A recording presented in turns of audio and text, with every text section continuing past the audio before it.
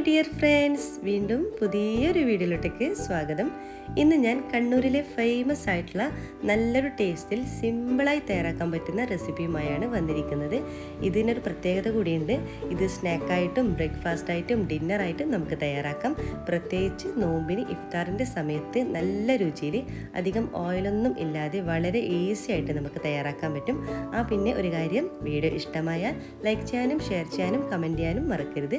Subscribe ചെയ്ത് കാണുന്നവരാണെങ്കിൽ please ഒന്ന് സബ്സ്ക്രൈബ് ചെയ്ത് സപ്പോർട്ട് ചെയ്യണേ. നിങ്ങളുടെ സപ്പോർട്ട് ഉണ്ടെങ്കിൽ മാത്രമേ എനിക്ക് മുന്നോട്ട് പോകാൻ കഴിയുള്ളൂ. ആ കുഞ്ഞു ബെല്ലൈക്കനൊന്ന് ക്ലിക്ക് ചെയ്യും, എങ്കിൽ ഓൾ എന്ന ഓപ്ഷൻ വരും. അതും കൂടി ഒന്ന് ക്ലിക്ക് ചെയ്യുമ്പോൾ ഞാൻ ഇടുന്ന പുതിയ വീഡിയോസിൻ്റെ നോട്ടിഫിക്കേഷൻ നിങ്ങൾക്ക് കൃത്യമായിട്ട് കിട്ടും. ആദ്യം തന്നെ ഇതിനു വേണ്ടി 2 കപ്പ് അരി എടുക്കുക. ഞാനിവിടെ ജീരകശാല റൈസാണ് എടുത്തിട്ടുള്ളത്. ഇതിന് പകരം നിങ്ങൾക്ക് ബസുമതി റൈസോ അല്ലെങ്കിൽ പച്ചരിയോ എടുക്കാം. പക്ഷേ എനിക്ക് തോന്നുന്നു ജീരകശാല റൈസ് വെച്ച് എടുക്കുമ്പോഴാണ് കൂടുതൽ ടേസ്റ്റ് ഉണ്ടാവുന്നത്. ഇതെടുത്തതിന് ശേഷം നമുക്ക് നന്നായിട്ടൊന്ന് കഴുകിയെടുക്കാം.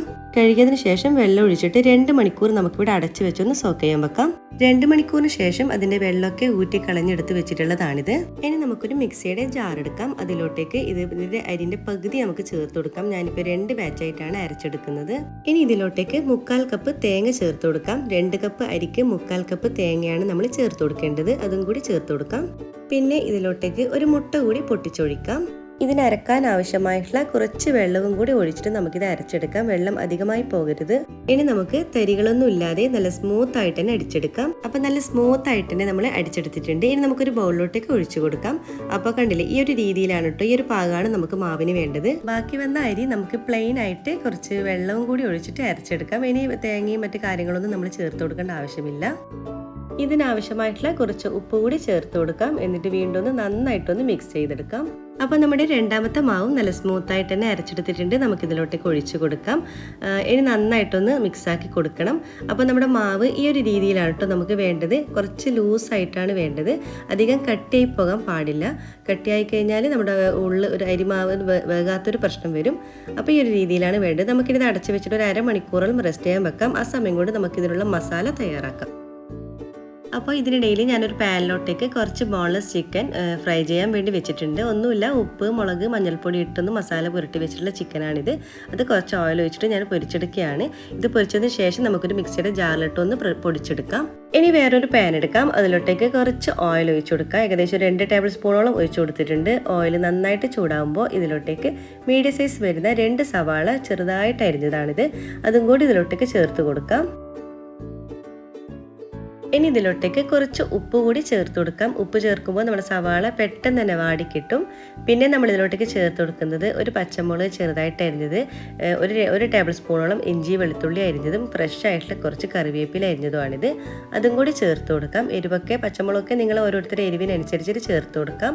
എന്നിട്ട് വീണ്ടും ഒന്ന് നന്നായിട്ടൊന്ന് വഴറ്റിയെടുക്കാം. നമ്മുടെ സവാള നന്നായിട്ടൊന്ന് വാടി വരണം.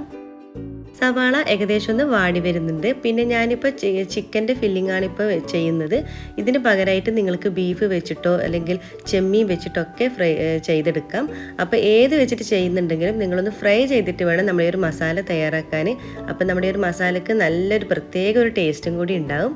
അപ്പോൾ നമ്മുടെ സവാള ഇപ്പോൾ ഏകദേശം ഒന്ന് വാടി വന്നിട്ടുണ്ട്. ഇനി നമുക്ക് ലോ ഫ്ലെയിമിലാക്കിയിട്ട് പൊടികളൊക്കെ ചേർത്ത് കൊടുക്കാം. ആദ്യം തന്നെ നമുക്ക് 1/4 ടീസ്പൂണോളം മഞ്ഞൾപ്പൊടി ചേർക്കാം. 1/2 ടീസ്പൂൺ ഗരം മസാല പൊടി ചേർക്കാം. 1 ടീസ്പൂൺ മുളക് പൊടി, അതുപോലെ തന്നെ 1/2 ടീസ്പൂൺ പെരുംജീരകത്തിൻ്റെ പൊടി കൂടി ചേർത്ത് കൊടുക്കുന്നുണ്ട്.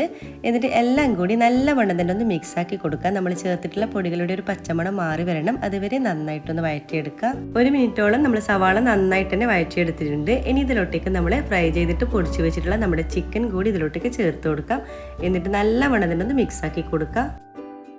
ഇനി നിങ്ങളുടെ കയ്യിൽ മല്ലിയിലൊക്കെ ഉണ്ടെങ്കിൽ ഇതിൻ്റെ കൂടെ ചെറുതായിട്ട് കട്ട് ചെയ്ത് ചേർത്ത് കൊടുക്കാം. എൻ്റെ കയ്യിൽ ഇപ്പോൾ ഇല്ലാത്തതുകൊണ്ട് ഞാൻ ചേർക്കുന്നില്ല. അപ്പോൾ നമ്മൾ ടേസ്റ്റി ആയിട്ടുള്ള നമ്മുടെ മസാല ഫില്ലിംഗ് ഇവിടെ റെഡി ആയിട്ടുണ്ട്. ഇനി ഒരു സ്റ്റീമറിൽ കുറച്ച് വെള്ളം ഒഴിച്ചിട്ടുണ്ട്. അതിലേക്കൊരു ഇഡ്ഡലി തട്ട് വെച്ച് കൊടുത്തിട്ട് നന്നായിട്ട് ആവി വരുമ്പോൾ നമുക്ക് ഇതിലോട്ടേക്ക് നമ്മൾ വീഡിയോയിൽ കാണുന്നത് പോലെ ഈ ഓരോ ഇഡ്ഡലി തട്ടിൽ നമുക്ക് അല്പം ഓയിലൊന്ന് സ്പ്രെഡ് ചെയ്ത് കൊടുക്കാം. ഇനി ഇതിലോട്ടേക്ക് നമ്മൾ നേരത്തെ റെസ്റ്റ് ചെയ്യാൻ വെച്ചിട്ടുള്ള നമ്മുടെ മാവിൽ നിന്നും ഓരോ തവി മാവ് നമ്മൾ ഇതിലോട്ടേക്ക് ഒഴിച്ചു കൊടുക്കുക. ഒഴിക്കുമ്പോൾ ഒന്ന് ശ്രദ്ധിക്കുക, നമ്മളൊരു 1/4 ഭാഗം മാത്രമേ ഒഴിക്കേണ്ടൂ. ഫുള്ളായിട്ട് മൊത്തത്തിൽ ഒഴിക്കരുത്. കാരണം നമ്മളിത് മസാലയും കൂടി ഇതിൽ വെക്കാനുണ്ട്. അപ്പോൾ പുറത്തോട്ടേക്ക് ആയിപ്പോകും. എല്ലാത്തിലും നമുക്കിതുപോലെ ഒഴിച്ചു കൊടുക്കാം. ഇനി ഈ മാവിൻ്റെ മുകളിലോട്ടേക്ക് നമ്മൾ നേരത്തെ തയ്യാറാക്കി വെച്ചിട്ടുള്ള നമ്മുടെ മസാല ഫില്ലിങ്ങിൽ നിന്നും 1 ടേബിൾ സ്പൂണോളം നമുക്കിതിൻ്റെ മുകളിലോട്ടേക്ക് ഇട്ട് കൊടുക്കാം. ഇടുമ്പോൾ ഒന്ന് ശ്രദ്ധിക്കുക, അധികം പ്രസ് ചെയ്ത് കൊടുക്കരുത്, അപ്പോൾ മാവിൻ്റെ ഉള്ളിലോട്ടേക്ക് ആയിപ്പോകും. അപ്പോൾ ജസ്റ്റ് ഒന്ന് ഇതിൻ്റെ മുകളിലൊന്ന് ഇട്ട് കൊടുത്താൽ മാത്രം മതി. ഏകദേശം 1 ടേബിൾ സ്പൂണോളം വെച്ച് കൊടുക്കുക. നിങ്ങൾക്ക് എത്രയാണ് വേണ്ടത് അതിനനുസരിച്ചിട്ട് വെച്ച് കൊടുക്കാം.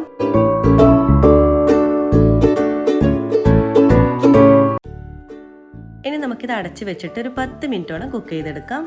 10 മിനിറ്റ് ശേഷം നമുക്കൊന്ന് തുറന്ന് നോക്കാം. അപ്പോൾ കണ്ടില്ലേ, നന്നായിട്ട് തന്നെ വെന്ത് വന്നിട്ടുണ്ട്. ഞാനിപ്പോൾ ലോ ഫ്ലെയിമിൽ 10 മിനിറ്റാണ് വേവിച്ചിട്ടുള്ളത്.